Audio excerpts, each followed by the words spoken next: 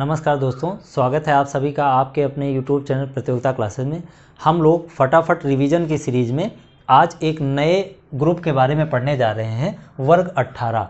वर्ग 18 में हम लोग अक्री गैसों के बारे में पढ़ते हैं। इन्हें नोबल गैस कहते हैं या इन्हें और एक नाम से घमंडी गैसों के नाम से भी जाना जाता है। तो इतना आपको ध्यान रखना है, वर्ग 18 में अक्री गैसें यानी नोबल गैसें पढ़ते हैं, इनको घमंडी गैसें भी कहते हैं। अब देखिए, इन तत्व में कौन कौन होता है। हीलियम, नियान, आर्गन, क्रिप्टॉन, जेनान और रेडान, ये इनमें होने वाले इन वर्ग में शामिल तत्व हैं। 6 तत्व हैं। अब इनकी ट्रिक है, हीना, नीना और करीना का जीराक्स रंगीन। जीराक्स मतलब फोटोकॉपी। इस प्रकार करके आप बड़े आराम से समझ सकते हैं। हीना, नीना और करीना, कैटरीना, जो भी आप समझ पाएँ ना, AR से, और कैटरीना या करीना का जीराक्स। जीराक्स मतलब फोटोकॉपी। आप इस प्रकार समझ सकते हैं, समझना ही तो है, बाकी तो आपको तत्व तो वही याद करने पड़ेंगे ना। तो जीराक्स रंगीन, रंगीन रेडान से रंगीन, इस प्रकार करके याद कर सकते हैं। तो ये हो गए तत्व। अब इनके कुछ फैक्ट हैं जो हमको ध्यान रखने हैं, जो हमारे एग्जाम में आते हैं।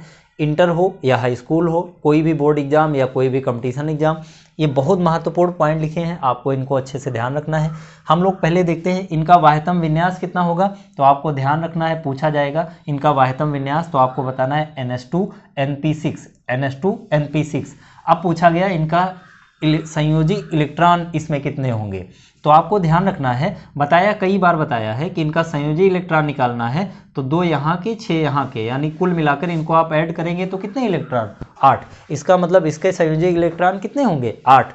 लेकिन हीलियम को छोड़कर, क्योंकि हीलियम में 2 ही होते हैं और उसका अष्टक नहीं, 2 ही इलेक्ट्रॉन उसके पूरे हो जाते हैं। उनका बाह्य जो कोष होता है, उसके बाह्य कोष में 2 ही इलेक्ट्रॉन होते हैं और वो साम्य अवस्था में आ जाता है। जैसे सारे अन्य तत्व अष्टक बनाते हैं, वैसे हीलियम 2 में ही पूर्ण हो जाता है, तो उसका जो संयोजी इलेक्ट्रॉन है वो 2 होगा। लेकिन अगर अन्य तत्वों का संयोजी इलेक्ट्रॉन पूछे तो आप कहेंगे 8। इतना आपको ध्यान रखना है। कैसे वो 8 बने, इन दोनों को जोड़कर।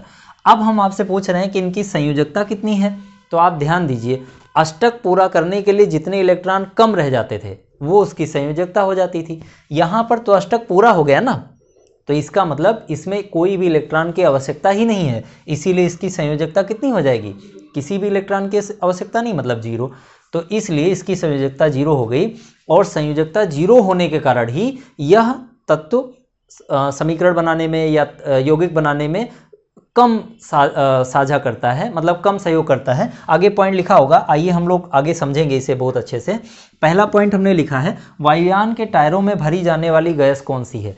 तो देखो, ये हीलियम है, चूंकि हीलियम हल्की होती है, उसके टायरों में भर दी जाती है। हम और भी हल्की गैसें भर सकते थे, लेकिन अब उस पर प्रेशर भी होता है जब वायुयान को उतारा जाता है। इन सब कई कंडीशन के कारण ये हीलियम गैस ही उसके टायरों में भरी जाती है, चूँकि हल्की है, उड़ने में भी आसानी होगी। इसलिए आपको ये ध्यान रखना है, ये बहुत बार कंपटीशन में पूछा गया क्वेश्चन है, ये आपका बहुत महत्वपूर्ण प्रश्न है, इसको आपको ध्यान रखना है। अजनबी गैस, अजनबी गैस नाम से कौन जाना जाएगा, तो जेनान। जेनान को हम अजनबी गैस से नाम से भी जानते हैं।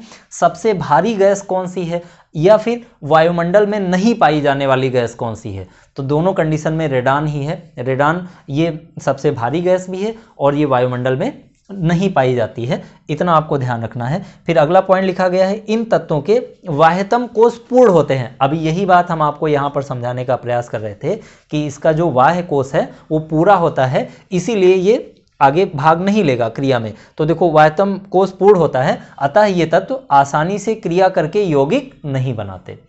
क्यों, क्योंकि यौगिक तो तब वो बनाते हैं ना जब उनका अष्टक पूरा नहीं होता, इलेक्ट्रॉन का साझा करना होता उनको, लेकिन उनके पहले से ही इलेक्ट्रॉन पर्याप्त हैं, इसीलिए रिएक्शन करेगा, यौगिक बनाएगा, लेकिन आसानी से नहीं बनाएगा, बहुत रेयरेस्ट बनाएगा।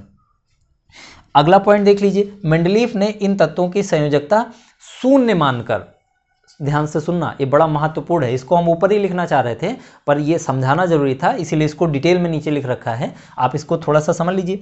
मेंडलीफ ने इन तत्वों की संयोजकता को 0 मानकर इन्हें पृथक कर दिया है और इनका एक अलग वर्ग बना दिया, 0 वर्ग, इसीलिए इस वर्ग को 0 वर्ग भी कहा जाता है। आपको ध्यान रखना है, मेंडलीफ ने इन तत्वों की संयोजकता को 0 मानकर इन्हें पृथक कर 0 वर्ग में आवर्त सारणी के बिल्कुल दाहिनी ओर इसे रख दिया है। इन तत्वों को जब आप आवर्त सारणी देखेंगे तो सबसे दाईं ओर आपको एक पूरी सीरीज मिलेगी जिसमें ये तत्व लिखे होंगे, तो उसको मेंडलीफ ने बाद में पृथक किया है और शून्य वर्ग उसे बना दिया है।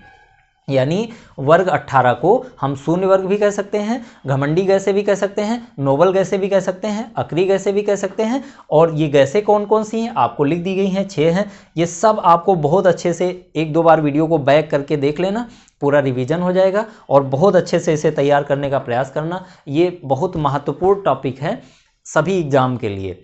तो उम्मीद है दोस्तों आपको ये सब बहुत अच्छे से समझ में आ रहा होगा और आप एंजॉय करते पढ़ते जा रहे होंगे और अपने परीक्षा में 4 चांद लगाएंगे।